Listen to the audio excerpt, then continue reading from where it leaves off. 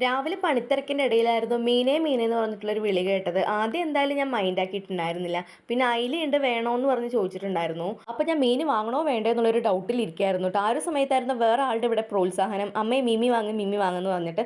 അപ്പോൾ അവന് വേണ്ടി എന്തായാലും മീൻ വാങ്ങിയിരുന്നു ട്ടോ. അപ്പോൾ കുറച്ച് കറി വെക്കാനായിട്ടും കുറച്ച് വറുക്കാനായിട്ടും മാറ്റി വെച്ചിട്ടുണ്ടായിരുന്നു. അങ്ങനെ വറുക്കാനുള്ള മീനിൽ മസാലയൊക്കെ തേച്ച് മാറ്റി വെച്ചതിന് ശേഷം അമ്മനെ വിളിച്ച് മീൻകറി വെക്കാനുള്ള റെസിപ്പി ചോദിച്ചിരുന്നു ട്ടോ. സാധാരണ ഞാൻ മീൻകറി വെക്കുന്നതിനെക്കാട്ടിലും ഡിഫറൻറ്റ് ആയിട്ടുള്ള റെസിപ്പി ആയിരുന്നു അമ്മ പറഞ്ഞു തന്നത്.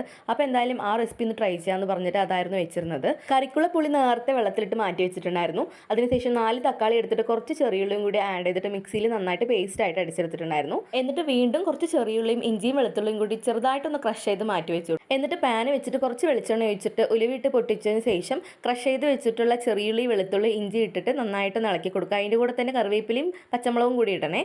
എന്നിട്ട് നേരത്തെ എടുത്ത് വെച്ചിട്ടുള്ള മസാലപ്പൊടി മഞ്ഞൾപ്പൊടി മല്ലിപ്പൊടി മുളക് പൊടി കുരുമുളക് പൊടി ഈ ഒരു 4 മസാല മാത്രമേ ആഡ് ചെയ്തിട്ടുള്ളൂ.